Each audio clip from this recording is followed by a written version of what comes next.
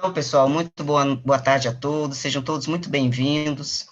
A partir desse momento, nós estamos ao vivo aqui no YouTube e também no Zoom, e vamos dar início à nossa palestra pública da Sociedade Teosófica. Essa live ela acontece todos os sábados aqui na sala virtual da Sociedade Teosófica, com transmissão ao vivo para todo o Brasil.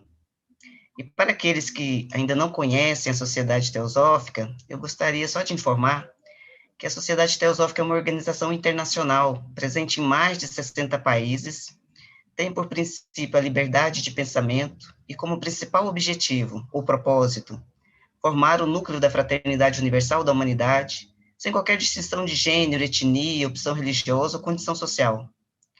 A ST no Brasil está vinculada à Sociedade Teosófica Internacional, com sede em Adyar, em Chennai, na Índia.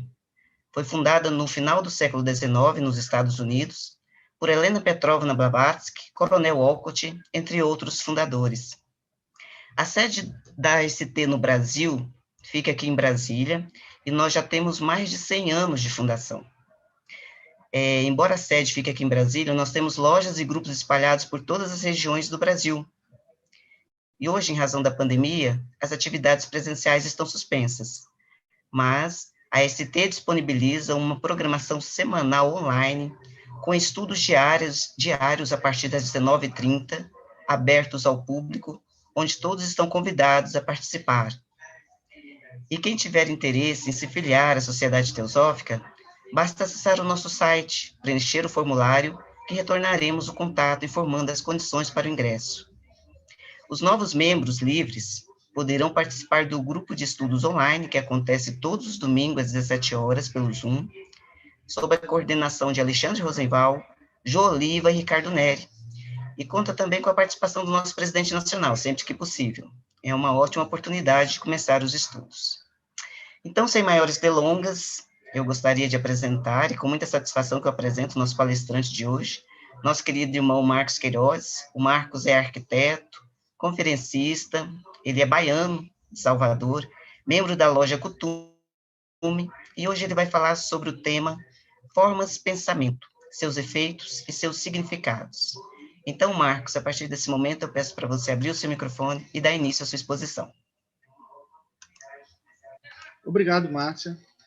Eu quero saudar todos os presentes, com muita satisfação que estou aqui mais uma vez também, trazendo para vocês alguns trabalhos de pesquisa que a gente tem feito. É mais uma das palestras que eu fiz na loja Cutume presencialmente, e agora estamos trazendo para vocês, né, nesse outro modo, nesse novo esquema, né, à distância. E é um assunto muito importante, um assunto muito interessante, que também, como todos os outros que eu trouxe, ele não se esgota. E, de certa forma, o que eu considero que pode ser um diferencial aqui nesse trabalho, nessa apresentação, é a tentativa de ilustrar algumas das coisas que eu vou falar aqui, através de alguns softwares, né? Através de animações também, que vão ajudar bastante ao entendimento, mas eu chamo logo a atenção para vocês que o autor dos livros que os autores dos livros que a gente vai abordar aqui, eles já advertem a gente que toda tentativa de representar as formas de pensamento é algo que é apenas se aproximando daquilo que realmente os clarividentes veem, do que é possível ver através do instrumental da percepção extrasensorial. Então, pessoal, vamos dar início agora à apresentação dos slides desse tema, né? Formas de pensamento, seus efeitos e significados. E a gente começa com essa frase de Arthur Powell, né? Powell, que ele diz: a maioria dos homens atravessa a vida encerrados numa gaiola constituída por eles próprios, rodeada por massa de formas criadas pelos seus pensamentos habituais. A gente não percebe isso, mas uma boa parte dos nossos pensamentos, conscientes e até os inconscientes, percepções, intuições e emoções, conscientes e inconscientes, elas geram formas, luzes, cores em volta de nós, e isso nos cerca, formam a nossa aura, e muitas vezes geram figuras, imagens, as mais diversas. Então, as formas de pensamento são causadas pelo pensamento atuante, que gera uma forma, essa forma passa a ser uma energia acoplada ao campo energético, quando combinadas com a projeção das emoções interiores, tendem a se Eu não sei o potencializar. que aconteceu. Foi que houve? Hã? Márcia, seu áudio está aberto. Pronto. Ocorrem normalmente na região dos chakras principais, se instalam na aura da pessoa, exercendo forte influência em seu modo de agir e atrair conhecimentos. Se a gente combinar esses ensinamentos que vêm da teosofia através de várias obras, com os ensinamentos de Jung, por exemplo, que ele fala que nós temos pensamentos, emoções conscientes e inconscientes. Na verdade, todos eles aparecem nessas formas que estão aí na nossa estrutura da aura, né, que aparecem projetadas até além da aura, dependendo de como seja. Quando a gente direciona o nosso pensamento para alguém, para algum objeto, para pessoas, ou coisa das mais diversas, vocês vão ver em algumas ilustrações, quando mostrar, elas saem, elas ultrapassam a aura e atingem as pessoas, né, das mais variadas formas, né? E a gente também precisa compreender que, às vezes, esse contínuo pensamento e emoção que acontece conosco, os pensamentos repetitivos, aquilo que são constantes nos nossos pensamentos, nas nossas ideias, nas nossas emoções, geram cores e formas em volta de nós que muitas vezes nós acabamos perdendo o domínio sobre aquele momento, porque muitas vezes essas formas são tão constantes que fazem com que a gente também seja influenciado por elas, não só por aquelas que nós mesmos geramos na nossa aura, como aquelas que outros geram e transmitem para a gente. Então, e eu digo mais, se vocês ficarem num local, numa localidade onde as paredes, que também têm uma contraparte astral, elas recebem essa energia, e muitas vezes pensamentos que nós emitimos e que estão e quando estamos na proximidade de uma parede ou de um objeto, esta energia, esta matéria astral, ela volta para nós, então podemos até ter os mesmos pensamentos de pessoas que estiveram no mesmo local pouco antes de nós, porque somos influenciados. Então, é muito importante a gente compreender, né, mesmo que a gente não seja clarividente, compreender que isso existe, porque é muito comum acontecer de a gente ter certos pensamentos que não parecem ter vindos da gente, e que a gente às vezes pensa que é até inspiração, algumas vezes às vezes vem de dentro da gente, mas outras vezes não, vem de fora. Muitas vezes vem de fora, na nossa própria estrutura, alimentada pelos constantes pensamentos, né, que voltam depois, que vêm depois para nós, sob a forma dessa energia que nem sempre conseguimos controlar, mas também vem de fora quando algumas emitem pensamentos para nós e transmitem certas energias, né? Então, eu trouxe aqui um esquema, só para... Aqui já está até aparecendo um spoiler, algumas formas já aqui, né, que não era para aparecer, mas foi falha na hora de fazer a apresentação. Mas a gente tem aqui alguns corpos que são do ser encarnado, que a gente chama de personalidade, né? Aqui o corpo masculino e o feminino, né? Para mostrar para vocês que não há diferença nenhuma nessas formas em relação à sexualidade. Aí a gente tem o corpo físico, o duplo etérico, que é essa formação aqui azulada com uma aura etérica em volta, o corpo astral, com o seu ovoide astral e a contraparte, e o corpo mental, uma cor mais amarelada, de um lado e do outro. Então, a gente tem aqui formas de pensamento, as mais variadas. Eu trouxe algumas não são as principais, mas são algumas escolhidas por nós, assim, que sejam representativas, tiradas do livro de Leadbeater e de Annie Besson, que é Formas de Pensamento, exatamente o nome do livro. E mostrando justamente a vocês que existe tanto formas pensamento que atuam no campo do astral, envolvendo as emoções, quanto do âmbito mental. Uma coisa que é importante dizer a vocês é o seguinte: o corpo mental superior, o corpo causal, ele já é um corpo dito arupa, ele não é constituído de forma. É difícil para a gente entender um corpo que não é constituído de forma, porque a palavra corpo já dá uma ideia de forma para a gente. Mas é por isso que na teosofia se prefere hoje até adotar mais o termo de princípios né, chamar de princípios do que de corpo, que são princípios que não têm forma, mas a gente não consegue conceber muito bem isso. Geralmente isso é representado através de formas corpóreas mesmo, né, com desenhos mais ou ovoides ou formas humanoides, mas no fundo a gente tem que entender que esses corpos mais sutis eles já não teriam forma porque estariam trabalhando com um tipo de pensamento que não é mais aquele pensamento concreto, mas concreto não no sentido do concreto que a psicologia trabalha, concreto no sentido de algo que precisa de uma imagem, né? Pensamento que precisa de imagem, quer seja imagem visual, imagem auditiva, porque a audição também é imagem, só que a imagem no sentido da sonoridade, tal, da compreensão verbal, etc. Então, assim, o que não precisa de forma para se concretizar, para se realizar, para se transmitir, são pensamentos abstratos que já estão no corpo mental superior. Estes também têm formas de pensamento, mas elas são tão difíceis de entender. As formas de pensamento desse nível já são difíceis. Imagine aquelas que são mais ainda, digamos assim, transcendentes num corpo que nós não temos ele muito bem desenvolvido. Então, é por isso que quando a gente tem uma informação que vem desse nível, que geralmente é considerado dentro da psicologia junguiana como se fosse o inconsciente coletivo ou o campo acástico, elas precisam de uma forma simbólica que corresponda, que geralmente só representa algo muito mais completo, mais amplo, né? E a gente precisa dessa forma simbólica para que a gente possa utilizar, coexistir aqui de alguma maneira.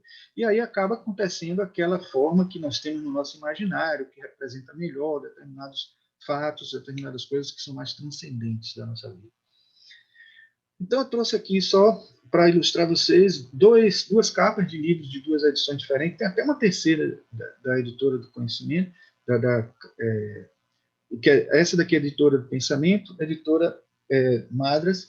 Essas duas têm versões desse livro. Infelizmente, não temos ainda da editora Teosófica, acredito que em algum momento isso vai acontecer, mas este livro, escrito por Annie Besant e Lyd Bitter, é muito importante, e tudo que a gente vai falar aqui é principalmente baseado nesse livro, e eu aconselho quem quer aprofundar que leia, é um livro muito importante, muito interessante. E aí desse livro também tem essa passagem, todos os que têm estudado o assunto que nos ocupa sabem o que é a essência elemental, essa estranha manifestação semi-inteligente que nos rodeia, vivificando ao mesmo tempo a matéria do plano astral e do plano mental. Essa matéria se amolda muito facilmente à influência do pensamento humano. Todo impulso que brote do corpo mental ou do corpo astral cria imediatamente uma espécie de veículo temporário que se reveste desta matéria vitalizada. Assim, um pensamento ou um impulso que se converte durante determinado tempo numa espécie de entidade vivente, cuja alma será a forma de pensamento e a matéria vivificada, o corpo. Antes, algum tempo atrás, o termo utilizado era mais forma de pensamento, mas hoje já se sabe que forma de pensamento é muito mais coerente, né? Com a realidade. Esse é o termo que está sendo usado mais presentemente. E uma coisa que é importante a gente saber é que quase sempre elas possuem uma parte astral, emocional, portanto, né? E uma matéria, né, que também mental faz parte. E essas duas matérias, mental e astral, elas acontecem simultaneamente na formação de uma forma de pensamento. É possível, sim, acontecer só no âmbito mental, no corpo mental, no plano mental, quando é uma energia muito sutil que não tem contraparte correspondente, né, de teor energético no astral, assim como acontece na nossa aura também, algumas colorações, algumas estruturas que elas são tão sutis no âmbito mental que não tem correspondente. E quando acontece determinado fenômeno psicológico que tanto tem carga mental, psicológica, pensamentos que acontecem na mente da pessoa e também emoções associadas, então com certeza ali tem uma forma de pensamento contendo matéria astral e matéria mental ao mesmo tempo. Então é importante que a gente entenda isso como conceito básico, né? Eu trouxe aqui também um relato que o Lyd Bitter mostra das experiências de Baraduk, que são experiências de fotografias que ele fez, né? Então, pensando fortemente no objeto, o Dr. Baraduc criou uma forma de pensamento e fixou-a numa placa sensível. Deste modo, tratou de reproduzir a imagem mental de uma senhora já falecida que há tempos conhecera. Obteve, assim, um clichê que recordava um desenho seu, em que havia reproduzido os traços dessa mesma pessoa em seu leito de morte. Disse também, e com razão, que a criação de um objeto é a cristalização de uma imagem saída da mente. Isso é um trecho do livro de Leadbeater e de Annie Besant, que mostra que esse estudioso, né, o Baraduc, que tem várias experiências, né, Hipólito Baraduc, experiências com fotografias desse estilo, né, desse nível, que foi anterior, inclusive, às fotografias Kirchner, porque, inclusive, trabalhava num nível muito sutil também da experiência com fotografia. Os escritores teosóficos substituem a antiga definição de matéria astral mental, animada pela essência monádica, um dos estados do reino elemental, pela simples denominação essência elemental, e quase sempre dão a estas formas pensamento o nome de dementais. Pode haver uma variedade muito grande de cor e aspecto das formas produzidas pela mente, pois cada pensamento atrai ao seu redor a matéria apropriada à sua expressão e a põe no diapasão vibratório da sua própria. Portanto, o caráter do pensamento determina a sua cor, e é do mais alto interesse o estudo de suas variações e combinações. Então, para o clarividente, interpretar essas formas, ele tanto precisa de uma compreensão, né, mais ampla desse conteúdo, né, disso que a gente está falando. Não é uma coisa simples, tanto que Leadbeater disse e Annie Besant disseram que era necessário até ainda se criar um catálogo, assim como ele falou também dos elementais, quando ele falou dos elementais, é preciso que faça um estudo mais profundo e que talvez no futuro ainda se consiga ter algo que dê a gente mais subsídios, né, ao clarividente a entender. Mas ele já conseguia, de certa forma, com o que ele já ia investigando, olhando, vendo as pessoas com problemas de saúde, vendo pessoas manifestando alguns fatos psicológicos, e ele encontrava isso, o paralelo isso nas formas que eles geravam. Ele foi encontrando uma série de elementos que foram ajudando ele a montar uma teoria, né, sobre isso, montar um conhecimento, um saber sobre isso, né? Aqui nós temos uma passagem que tanto está no livro Homem Visível e Invisível, como no livro Formas de Pensamento, que é justamente um ábaco mostrando mais ou menos sobre as cores, o que ele observava nas cores, né? As colorações e os significados. A gente vê aqui esse azul mais clarinho, pálido, né? Elevada espiritualidade, depois esse já esverdeado aqui, uma devoção mais clara com medo.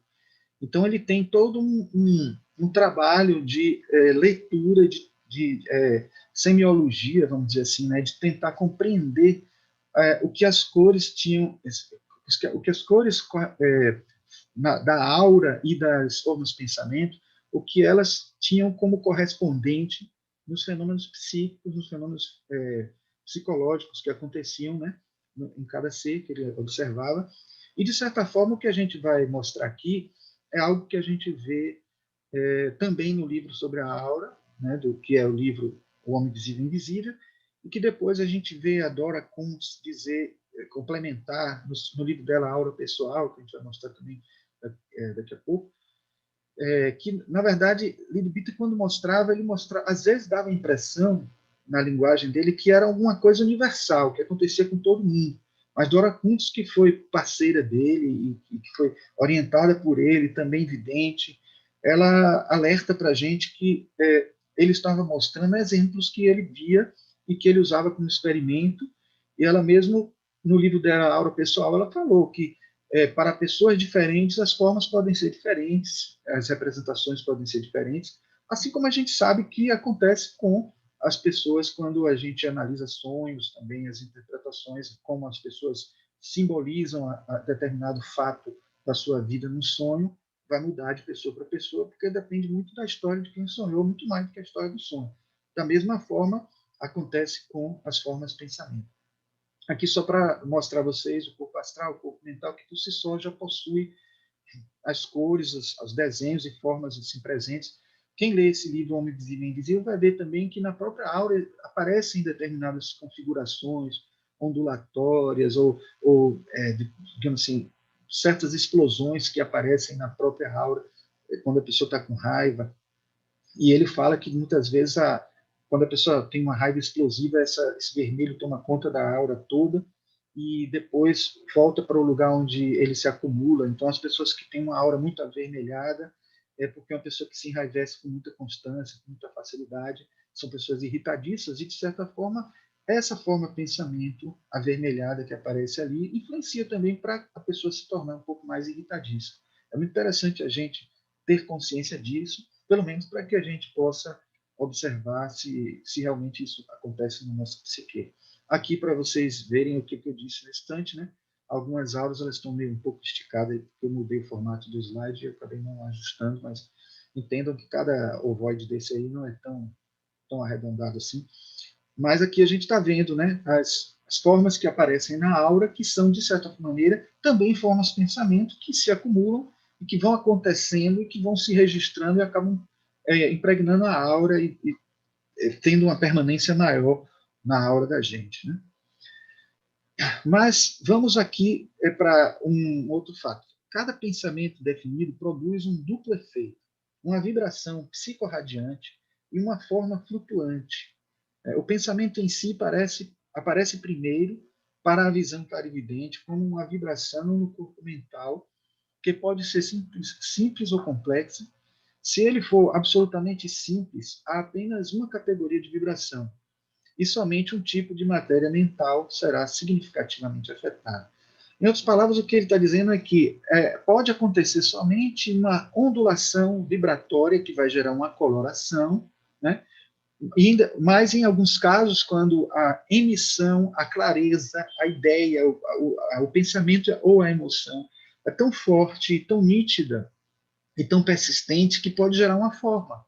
Aqui ele mostrando a forma de abnegação, aqui de uma vibração que se expande, de amor, de afeto para com as pessoas em volta e tal. A gente vai ver essas formas daqui a pouco de novo, mas aqui é para a gente entender que existe tanto uma ondulação que pode acontecer, e simplesmente só essa ondulação existir em determinados casos, ou pode simplesmente ela, como que atingiu um certo valor crítico, né, de energia, aí consegue gerar uma forma, consegue produzir uma forma bem clara, bem definida, que o vidente percebe. Mas isso, gente, é importante que a gente saiba que até quando a gente olha para alguma imagem, para uma paisagem, para algum objeto, se a gente olha com muita concentração, a gente reproduz aquela imagem na nossa aura mental. Ela se reproduz também. Então, e se a gente fecha os olhos, continua visualizando aquela forma com muita nitidez, ela continua presente na aura, e dependendo da carga emocional que aquela imagem tenha para a gente, ela pode permanecer muito tempo. Se a gente continuar alimentando, por exemplo, recordações de alguém que faleceu, aquela imagem da pessoa aparece, fica ali, e por muito tempo ela permanece. E se a gente continua alimentando, ela continua na aura, tanto que muitos videntes conseguem até perceber quando alguém está saudoso pela partida de alguém, né? Bom, como age a vibração radiante? Vibração sintônica com outros pensamentos similares. Isso é uma das possibilidades. Essa vibração sintônica eu considero como se fosse um pioneirismo de Leadbeater e Bessa, porque eles anteciparam a sincronicidade, eles anteciparam aí o emaranhamento quântico, uma série de termos que foram surgindo depois para significar ressonância mórfica. Ele antecipou aí, com esse termo vibração sintônica, uma série de coisas que acontecem quando você sintoniza com o outro, com a pessoa, né? Você tem um pensamento mais ou menos no teor da outra pessoa e há uma transmissão, uma interação, uma relação interessante.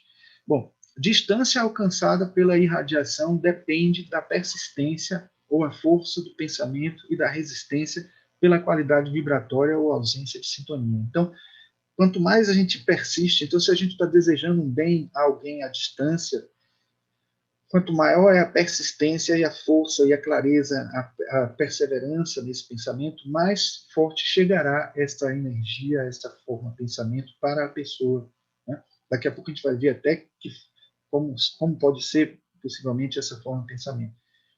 Consequentemente, a existência de sintonia faz a distância ser indiferente, ou seja, uma relação não local, chamada por Einstein de ação fantasmagórica à distância, posteriormente denominada de emaranhamento quântico. Então, o que eu estou querendo dizer, em outras palavras, é que se você tem sintonia com a pessoa, só para exemplificar para vocês, se você, por exemplo, está tentando transmitir à distância alguma energia positiva para alguém que é familiar a você, que é alguém da família, ou alguém próximo, ou algum afeto, isso acontecerá muito facilmente, independente da distância.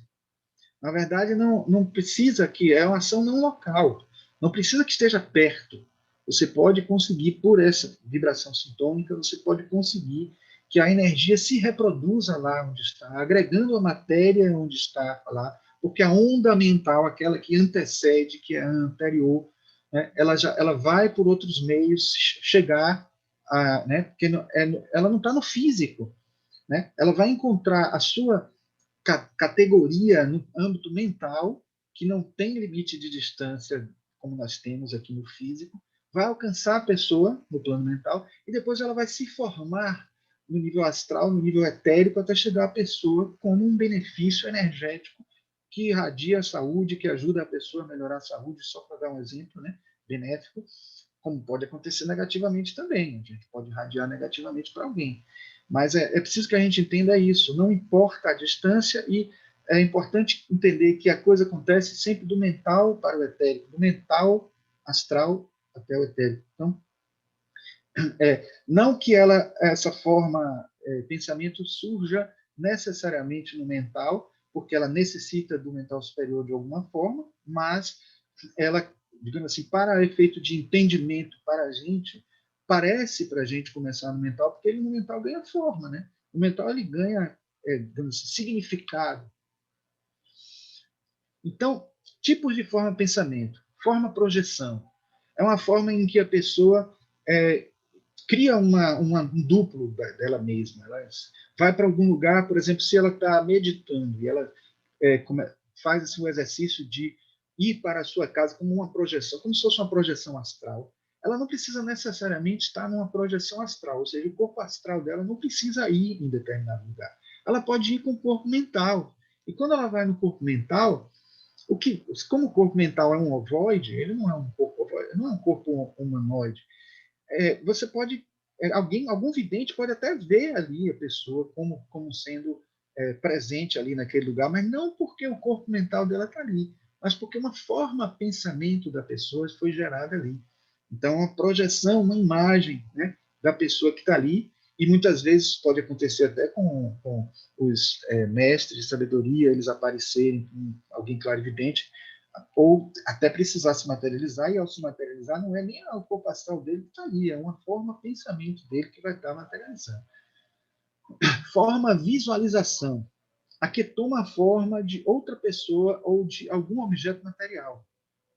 Então você deseja muito alguma coisa, aparece na sua aura ali aquele negócio que você está desejando, um presente. Se você gosta muito de uma pessoa, está conversando sobre a pessoa, aparece na aura. É possível que apareça até na aura das duas pessoas que estão conversando sobre a outra, se existe uma sintonia entre elas, né? Então, forma visualização é isso aí. E forma expressão é a que toma uma forma própria e revela suas qualidades inerentes da matéria que atrai ao seu redor. Esta é a que mais foi trabalhada por Lidbith Bessa no livro dela. Então, a gente tem aqui alguns exemplares que são formas que, segundo Lidbith, elas não são necessariamente simbólicas, mas elas, claro que podem ser analisadas pelo ponto de vista da interpretação, vamos dizer assim, até do inconsciente coletivo, claro, porque você vai atrás de onde foi que surgiu essa interpretação. Quando a gente está tentando utilizar uma compreensão dentro de um cérebro físico e a gente ainda não tem uma compreensão tão profunda, né, a gente precisa de algo que seja simbólico, que ajude a assimilar dentro de um âmbito mais limitado, que é o cérebro físico, né? Bom, princípios gerais. A qualidade dos pensamentos determina a sua cor. Então, devoção, por exemplo, coloração azul, só para dar 3 exemplos bem rápidos para poder vocês entenderem que existe essa diversidade em função da qualidade. O que é qualidade? É assim, se eu estou com raiva, se eu estou com afeto, se eu estou, digamos assim, com algo mais evoluído ou menos evoluído, se a tendência é para uma realidade ou para outra. Então, azul, devoção, um vermelho, vejam, um vermelho que é mais, digamos assim, saturado, né? Mais puro, afeição. Se ele for mais roseado, vai dando mais para o romantismo, o afeto, o amor. O quartzo rosa, por exemplo, está associado ao amor, que pode ser um amor de casais ou não, mas, digamos, tem um afeto, algo mais, digamos assim, sutil ainda, né? Mas o vermelho é ainda a afeição. Agora, um vermelho com esses tons mais escurecidos presentes já tem a ver com a cólera, está associada à raiva. Só para dar, gente, isso aí tem todo um estudo aprofundado e tal, que a gente não tem como...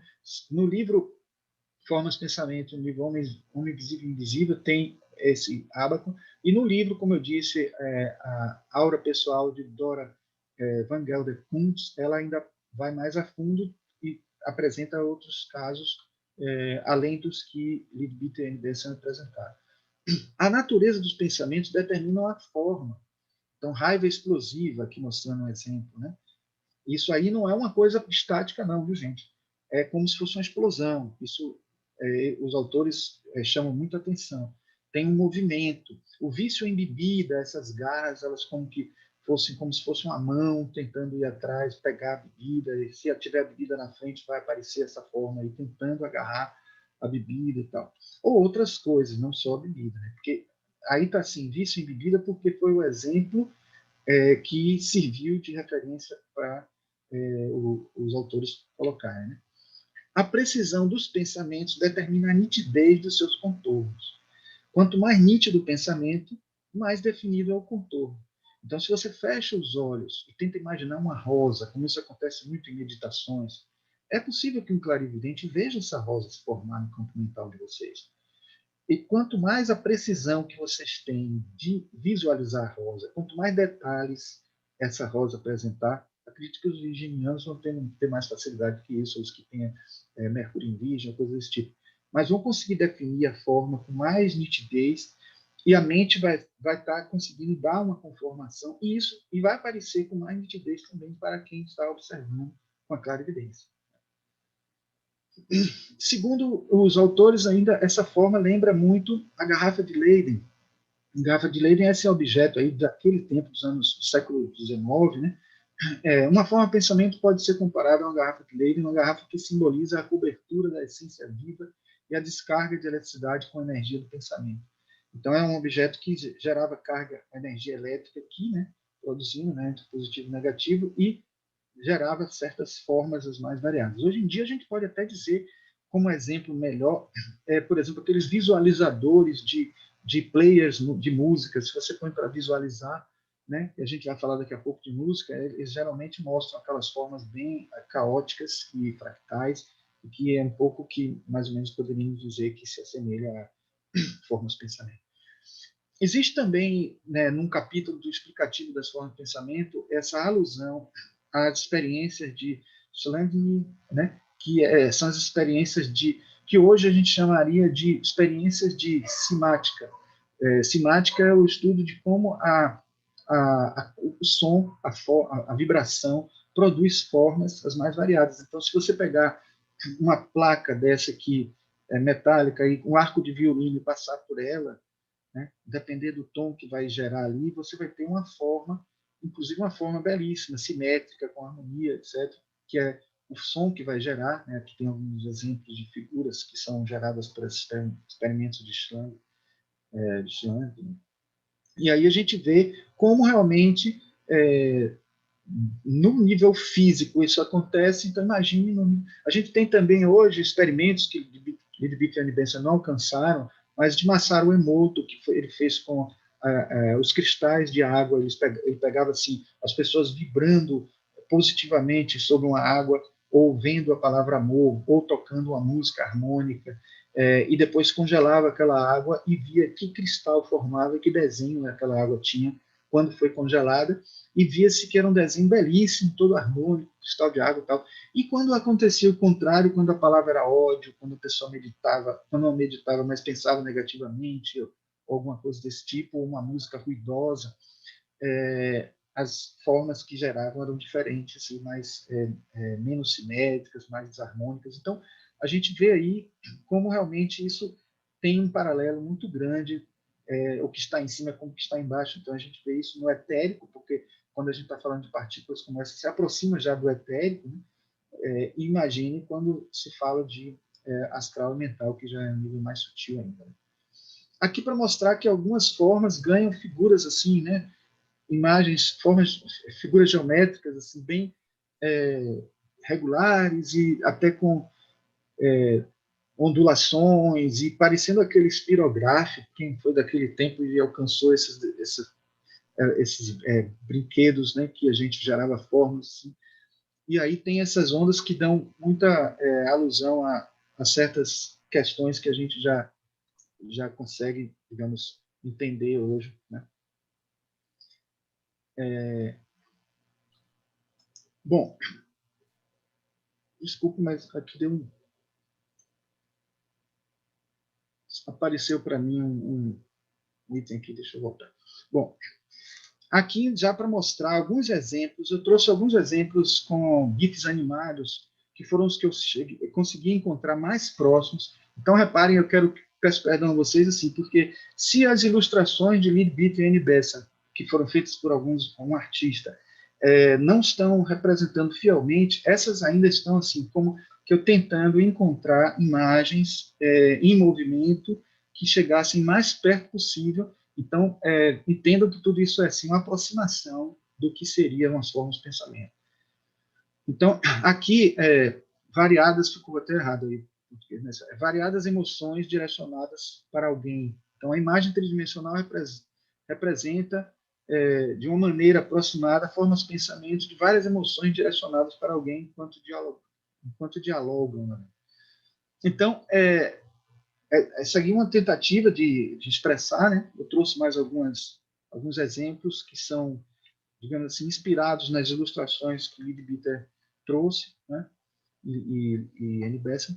Então, raiva direcionada para alguém, então a imagem direcional representando a maneira aproximada de uma forma de pensamento que pode vir a flutuar a partir do pensamento de mágoa associado a uma emoção de raiva direcionados para alguém. Então aparecem essas pontas assim, em alguns casos, segundo os autores, alguns petardos, né, algumas pontas alcançam a pessoa.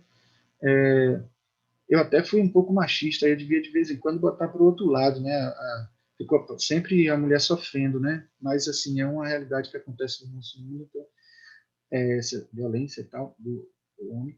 Então, de certa forma, essa petardo pode chegar a alcançar a aura da outra pessoa. Então é importante que a gente compreenda, né? Que a gente pensa que quando está desejando ou pensando mal de alguém, não está atingindo a pessoa, e muitas vezes está assim, de uma maneira muito negativa, muito prejudicial para outra pessoa.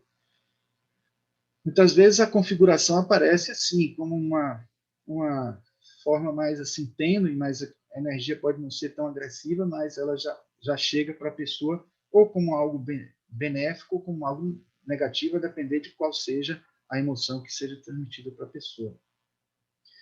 Bom, aqui é um outro exemplo, uma nuvem de afeição pura, sem direcionamento definido, que acaba alcançando quem mais precisa e produz felicidade e paz pessoal e nas relações com os outros. Observada em uma pessoa que pensava sonhadoramente em uma amiga cuja simples presença causa prazer na pessoa observada. Então, essa coloração aí mais azulada quando tende à devoção e mais roseada quando tende ao afeto, é o que toma essa nuvem que fica no ar. Quando não é direcionada para uma pessoa, ela fica assim no ar, sem alcançar alguém, e geralmente, como está aí no texto, alguém que se aproxima e precisa, atrai essa energia, mas quando ela é direcionada para uma outra pessoa, ela realmente vai na direção da pessoa e a nuvem alcança a aura da pessoa. Né? Aqui é a ilustração que está no livro, só para vocês verem que não é exatamente a mesma coisa. A ilustração tem suas limitações e o GIF animado que a gente escolheu também tem suas limitações, mas estamos aqui tentando chegar o mais perto possível. Aqui é a ideia de afeição radiante, né? Uma forma de pensamento que é gerada intencionalmente com o esforço de projetar amor para todos os seres, a aparência de uma fonte inesgotável, em constante movimento de expansão em todas as direções, expressa por raios muito bem definidos, que é essa tentativa de ilustrar e conseguir. E a ilustração que está no livro é mais ou menos essa aí. Né? Temos aqui também o exemplo de paz e proteção. Né? Este é um pensamento de amor e paz, proteção e bênção enviado por quem tem o poder e mereceu o direito de abençoar. Não é provável que na mente desse Criador existisse qualquer pensamento com este lindo formato alado, embora seja possível que alguma reflexão inconsciente de lições distantes da infância sobre anjos da guarda, que sempre flutuou sobre seus protegidos, possa ter tido influência ao determinar isso. Imagine se os psicólogos junguianos fossem capazes de ver as formas de pensamento. Eles não iriam ter problema nem quando o paciente não tivesse problema com o sonho, não lembre do sonho, alguma coisa assim. Porque a interpretação, com certeza, é a mesma. Essas interpretações do que seria, né? O trabalho seria o mesmo de interpretação. Né? Porque a pessoa associa, né, a determinados elementos inconscientes junto do inconsciente coletivo junto com o inconsciente pessoal. Algumas vezes é somente o inconsciente pessoal mesmo, mas em outras o coletivo entra porque vai mexer com uma realidade que é o nosso eu superior, nosso self, nossa alma que está querendo dizer alguma coisa naquele momento, expressar e transmitir, etc. E essa é a ilustração que está no livro, não é exatamente a mesma, faltou o rosado aí, eu tentei até dar, mas um rosado aí nessas asas não foi possível, mas é para tentar expressar da melhor forma possível. Uma forma de devoção que sugere um botão de flor parcialmente aberto, que se assemelha a essa formação natural por analogias energéticas, arquetípicas ou acásticas. As formas naturais operam por linhas semelhantes à ação desses pensamentos, pois o universo é, em essência, uma imensurável forma de pensamento divina manifestada. Então, essa é uma forma de abnegação, né, que ele viu, que Peter conseguiu ver, e aqui como se fosse aqui a ilustração que está no livro. Né? Eu trouxe aqui também essa, que é uma forma que indica a determinação para resolver um problema. Essa daí não está muito fiel ao desenho, não, mas é só para ilustrar o movimento, né? O movimento de rosca, vamos dizer assim. Né? Então, o intuito é a pessoa que tem o intuito de entender alguma coisa, né? Uma forma desse tipo acompanha aqueles que questionam algo, mas quando tingida de laranja escuro da vaidade, é associada à vaidade de quem quer mais mostrar conhecimento do que perguntar. Quanto mais ondula, mais curioso está o indivíduo que o gerou. Então, repare que aí ó, as formas elas podem até ser as mesmas, mas às vezes a coloração associada a ela pode dar um significado, aquilo que eu falei, né? A qualidade do pensamento pode mudar em função desta realidade que a gente está vendo aí de ter um intuito de resolver um problema, o intuito de questionar, de perguntar, de tirar dúvida, de conhecer. Esse conhecimento, a depender de como ele seja, poderá ter colorações diferentes. E aí que mostrando assim que ele vai ondulando mais e na representação do livro aparece dessa forma, né? Uma curiosidade, né? De um direcionamento da mente, tanto que a cor é mais amarela aqui, né? E ela ondulando mais quando realmente há uma curiosidade, uma inquirição, misturada com dúvida e tentando questionar e resolver problemas. A fúria assassina ela é representada como um relâmpago, né? O relâmpago lúgubre das nuvens escuras foi tirado da aura de um homem bruto e meio intoxicado, quando ele agrediu uma mulher. Então, o relâmpago a atingiu momentos antes de ele levantar sua mão para bater e provocou calafrios de horror, como se pudesse matar. Então, trouxe aqui essa representação. No fundo, é só um raio que estava na ilustração, mas para dar a ideia do movimento aí, a gente trouxe essa ilustração. A raiva explosiva gera realmente uma forma com um movimento assim, de uma explosão mesmo. Então, essa forma de pensamento exige uma raiva de um caráter diferente. Aqui não há ódio contido, mas apenas uma vigorosa explosão de irritação. O responsável pela explosão está num momento de guerra com o mundo todo ao seu redor. Então, por isso que eu trouxe aqui a ilustração de várias pessoas, porque não está direcionada para ninguém, mas ela simplesmente se desgostou de algo abruptamente, de algo que aconteceu, ou de algo que não aconteceu, e fica com essa revolta, e na aura aparece uma formação explosiva, né? Como é algo que a gente vê nesse desenho que está aqui abaixo. Bom, e no vício de bebida ou de outras coisas, eu trouxe aqui essa ilustração de uma forma de pensamento, foi tirado do corpo astral de um homem que acaba de entrar em uma adega, a expectativa e o desejo violento pela bebida que ele estava prestes a absorver apareciam em uma projeção na sua frente com uma aparência aproximadamente similar a essa. A cor é mais amarronzada, né? Essa cor já nem tem a ver com o que a gente está falando, mas é só para ilustrar para vocês o movimento de garra, né? Tentando alcançar o objeto do vício, né? Só mais algumas três mais assim rapidamente, que eu trouxe até as pranchas que elas estão, né? Encontro com um amigo, forma pensamento claramente definida e expressiva, com cada cor bem separada das outras, representa o sentimento de um homem ao encontrar um amigo que há muito tempo não via, né? A superfície convexa da meia-lua está mais próxima do pensador e seus dois braços se estendem na direção do amigo como um abraço. Esta outra forma é a contemplação de um quadro, forma pensamento complexa, representando o efeito da contemplação encantada de um observador diante de um lindo quadro de tema religioso. Então, a gente vê aqui o quadro, né? E a imagem que aparece quando a pessoa observa o quadro. E aqui, uma forma de solidariedade em todas as direções. Forma pensamento complexa, originada por pensador subjetivo em meditação, buscando transmitir o bem em todas as direções. O verde da solidariedade se expande direcionado pelos raios róseos brilhantes do amor. Então, o amarelo representa o esforço intelectual para alcançar seu objetivo. Então, você veja que as cores vão com o significado que elas estão associadas e as formas vão complementando, dando uma configuração. Mas, como eu disse, isso não é algo que acontece sempre em todas as pessoas. Então, esses exemplos são exemplos que Leadbeater e Benson catalogaram nos seus experimentos.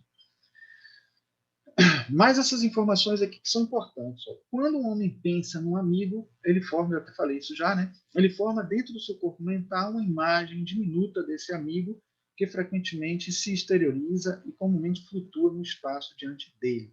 E como eu disse também, pode ser mais nítido ou menos nítido, né? E pode ter coloração em volta. Se for uma pessoa, um pensamento mais de um afeto de alguém, tal, uma coloração mais de rosa, roseado e tal.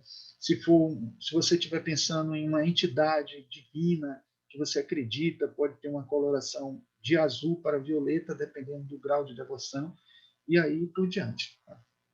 Ainda existe uma informação muito interessante, particularmente para nós arquitetos, que é assim, a forma pensamento de objetos imaginados visualizados mentalmente. Quando um homem pensa em um objeto concreto, um livro, uma casa, uma paisagem, etc., constrói minúscula imagem do objeto na matéria de seu corpo mental. Essa imagem flutua da parte superior daquele corpo, quase sempre diante do rosto do homem e mais ou menos ao nível dos olhos. Então, aparece, né, a imagem de determinadas vislumbres, né, de que a pessoa está. Eu disse aqui também, né, tanto quando a gente está visualizando, tanto quanto a gente está memorizando, quanto quando a gente está imaginando também. Quando a gente cria, quando a gente projeta, quando a gente imagina. Por exemplo, imagine se no futuro a gente, quando estiver projetando as casas para os usuários imaginar a casa e a casa aparecer. Hoje em dia a gente tem a realidade virtual, que a pessoa bota um óculos e mergulha na realidade virtual para enxergar, mas imagine quando isso for imediatamente quando a criação estiver acontecendo e puder ser pensado desde o início. Aí vai ser uma evolução muito grande, mas, de certa forma, isso acontece, mas que as pessoas não conseguem perceber, visualizar isso. Né? Eu quero chamar a atenção aqui para esse fato curioso, né, de que Helena Blavatsky utilizava das formas de pensamento para escrever os livros. Ou melhor, os mestres de sabedoria, eles geravam formas de pensamento para ela, para que ela pudesse até reproduzir textos literalmente como eles eram nos livros, estavam nos livros. Todos sabem aqui que ela citou vários livros, várias obras, e nenhuma delas estava de posse dela, de Helena Blavatsky. Isso foi algo que impressionou muitas pessoas. Então está dito aqui, né, em A Chave da Teosofia, o amor de mãe será sempre sentido pelos filhos encarnados, manifesta-se nos sonhos e, por vezes, em vários casos da vida, fornecendo uma proteção e meios de salvação providenciais, porque o amor, o escudo. Eu acho que essa citação não era bem a que eu queria colocar, não, mas tudo bem. Na verdade, o que eu estou querendo dizer assim, que ela, quando escrevia, os mestres de sabedoria, eles traziam essas imagens, traziam passagens de determinados livros que ela acabava transcrevendo em função disso. Ela não chamava formas de pensamento, ela chamava luz astral.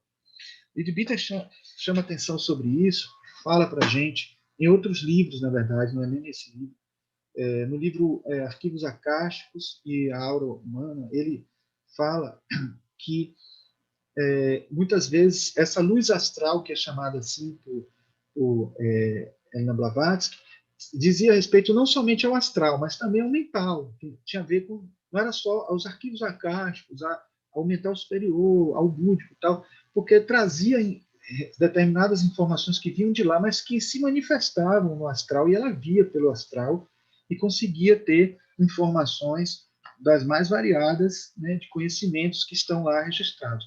Uma coisa também que Lyd Bitter diz que é muito interessante é que determinados fatos, determinados pensamentos, determinados textos que são muito relevantes para a humanidade, eles ganham uma potencialidade enorme pelas entidades que governam, né? Vamos dizer assim, os anjos construtores do universo, pelos devas que são responsáveis pela evolução humana. Eles pegam aqueles textos e elevam eles para uma categoria que é essa categoria acástica. Né? Então, passa a ser acástico e passa a ser algo acessível a outras pessoas. E isso é através de formas de pensamento que isso acontece, registrado de alguma maneira, né? E vão ganhando assim, uma permanência no universo, um maior tempo de existência. Né? Se sai do nível astral para o mental, do mental para o mental superior, do mental superior para o búdico, aí sim, ganha o inconsciente coletivo, ganha o arquivo acástico de uma vez. A gente sabe que todas as memórias, nenhuma delas é esquecida, mas algumas delas passam a ser mais acessíveis por conta de uma necessidade espiritual que nós temos. É por isso que determinados livros, quando a gente lê, sente aquela energia de sacralidade no livro, porque tem ali uma informação tão importante para que a gente tenha ali de concentração para absorver aquilo que está sendo lido, que a gente nem percebe que é a energia que está fluindo ali. Bom, gente, eu trouxe aqui também a questão da música, né? Lyd Bitter e Annie Besant dizem que as formas mentais, não, as formas musicais, como é o nome que foi dado, não confundindo forma musical, como é chamado pela técnica da música, aquelas formas como assim, suíte, valsa, tango, etc., que são também formas musicais dentro do conhecimento, né, do saber musical. Eu vou tirar aqui o som para que não atrapalhe o entendimento que eu estou falando. Elas não são a mesma coisa que as formas mentais, as formas de pensamento, porque a gente tem que fazer uma distinção seguinte: o compositor, quando cria a música, ele gera formas de pensamento, né, com o seu pensamento, com sua emoção, etc. As pessoas, quando ouvem a música, geram uma forma de pensamento pela audição dessa música, mas existe uma coisa que eles chamam de formas musicais, que são as geradas pela própria vibração da música, né? É diferente, mas, de certa forma, influencia, sim, as formas de pensamento.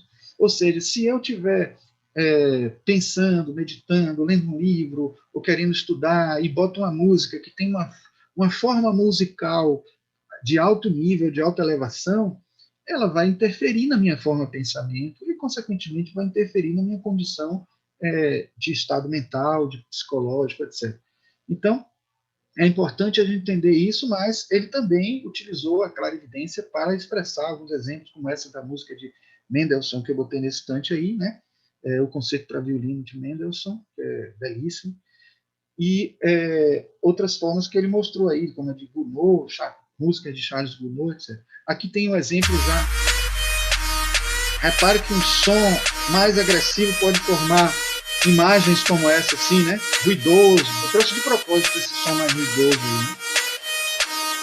Aí já ilustrações de Geoffrey Hodgson. E aí depois, quando vai ganhando uma configuração musical mais agradável, a forma vai mudando. Claro que eu trouxe, como eu disse a vocês, são só ilustrações que tentam se aproximar do que a gente quer entender das formas musicais, né? Assim como nas formas de pensamento. E aí eu trouxe de um lado e do outro, ilustrações que Geoffrey Hodgson fez, que também era clarividente, quando escutou essas músicas, né, de Wagner. Eu trouxe aqui a Cavalgada das Valquírias, né, do Anel dos Nibelinos da ópera. Né? E por último, a gente tem aqui também este outro exemplo, né, de formas musicais. Aí tem aqui o Aleluia da ópera Messias de Handel, a imagem que aparece quando essa música é executada, e aqui o desenho da obra Parsifal, de Wagner também. Por sinal, uma curiosidade sobre essa obra Parsifal é que ela foi feito um auditório, aliás, uma sala de concertos foi construída só para a execução dessa obra, porque ela tinha todo um estudo, um cuidado de como essa música se propagava. Então, não é à toa que ela tem esse desenho belíssimo aí. Não é toda música que tem um desenho, tem até uma imagem de uma árvore aqui, né? Mas assim, a acústica do local favorecia muito. Depois que Wagner morreu, essa obra foi executada em várias outras salas de concerto, porque Wagner não deixava que fosse executado em outras salas enquanto estava vivo, até que no Teatro Castro Alves ela foi executada. Bom, gente, deixa eu adiantar mais por causa do tempo, eu acredito que eu estou já chegando. Marcos, só te avisando que a gente já está no nosso limite, tá? Tá, eu vou fechar, já estou fechando. Então, assim, tem essa frase aqui, que é do livro Lado Oculto das Coisas. Em vez de consentir que a mente dê largas aos seus caprichos, deve esforçar-se por obter pleno domínio sobre ela, tendo presente que a mente não é o homem, mas um instrumento que ele deve aprender a usar. Não deixe que fique inativa ou vadia, exposta à influência de qualquer forma de pensamento transeunte. O primeiro passo para o domínio da mente é mantê-la ocupada em coisa útil, ter uma série de pensamentos definidos, bons e prestativos como fundo para as operações da mente, algo que ela possa sempre retornar quando não há nenhuma necessidade imediata para a sua atividade em conexão com tarefas a serem realizadas. Então é isso, gente. Os sonhos também geram formas de pensamento, mas isso eu já falei. Vamos passar por causa do tempo. E aqui, né, mostrando algumas formas. Existe um termo que é usado pelos budistas, que é o tupa, que é a mesma coisa de formas de pensamento. Em outras palavras, a tupa seria o pensamento tornado tão real pelo praticante que poderia assumir uma forma material, sutil ou física. Então, no fim, é mais ou menos exatamente o que a forma de pensamento quer dizer. Eu trouxe aqui mais algumas formas, mas vocês vão encontrar isso no livro de Lidbita, então a gente não precisa destrinchar, só dizer a vocês que são formas mais avançadas e sutis, e depois vocês podem ver na gravação com detalhes do que está escrito aqui. Né? Aqui o ímpeto de devoção, quando a pessoa ora ou medita, e a resposta vem em forma também de forma de pensamento do Logos, que traz essa informação. E eu queria encerrar com essa frase, né? Desde que todo o universo é uma poderosa forma de pensamento trazida à existência pelo Logos, bem pode ser que minúsculas partes dele também resultem das formas de pensamento de entidades menores ocupadas no mesmo trabalho criador. Então, nós somos co-criadores deste nosso grande universo através das formas de pensamento que a gente gera. Então, pessoal, desculpe aí ter passado do tempo, mas realmente a gente acaba se empolgando, falando sobre determinadas ilustrações e tal, mas foi bom que deu para apresentar os slides todos, e com calma depois vocês podem dar uma olhadinha. Quem quiser, eu posso até disponibilizar esses slides para vocês olharem com calma, né? E eu vou deixar, na verdade eu vou fazer o seguinte, eu vou deixar no comentário, nos comentários desse vídeo lá no YouTube, o link para vocês acessarem esses slides e poderem pegar depois, certo? Maravilha, obrigada, Marcos, foi lindo. Eu fiquei aqui olhando a sua live, parecia que a gente estava vendo o filme, né? Todo mundo se encantou aqui com o seu trabalho, com a forma de você colocar. Mas nós temos uma perguntinha, eu acho que se você responder bem objetivamente, a gente ainda dá tempo. Certo. O Marcos Ferreira pergunta assim: existe alguma maneira de se proteger contra formas mentais negativas de fora? Olha, já tive a oportunidade de trabalhar com cromoterapia e tinha uma pessoa que era clarividente trabalhando nesse processo, e ele disse para a gente uma coisa que é bem lógico, bem coerente.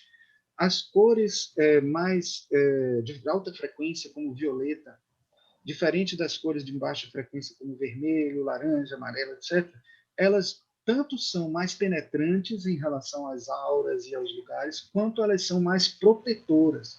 Então, por exemplo, eu vou entrar num shopping, tem uma carga ali de energias coloridas de baixa densidade. Eu sempre que eu vou entrar num shopping, eu respiro fundo e imagino violeta. Quando eu respiro fundo, a minha aura toma aquela cor. E ao respirar fundo, imaginando com muita veemência o violeta, eu vou criar uma proteção muito grande, porque o violeta é uma cor que tem uma alta frequência, então ela só deixaria passar energia que tivesse frequência maior que ela. Então você se protege. Então essa é uma técnica bem interessante que a gente usava e acompanhado com o clarividente a gente conseguia ter, né? Isso porque a gente até quando ia fazer um tratamento cromoterápico tinha que atingir órgãos mais para dentro do organismo que precisavam de energia, de vitalidade, utilizavam uma coloração de mais alta frequência, e quando era um problema mais epitelial, uma coisa mais superficial, as cores menos com baixa frequência eram utilizadas, né? Então foi o mais rápido que eu pude responder, né? Obrigada, querido, valeu. Eu não gosto de deixar ninguém com dúvida, é muito frustrante. Mas eu agradeço mais uma vez você, foi ótima palestra, teve bastante audiência, tá? Apesar dos probleminhas que a gente teve no início, mas deu tudo certo, tá bom?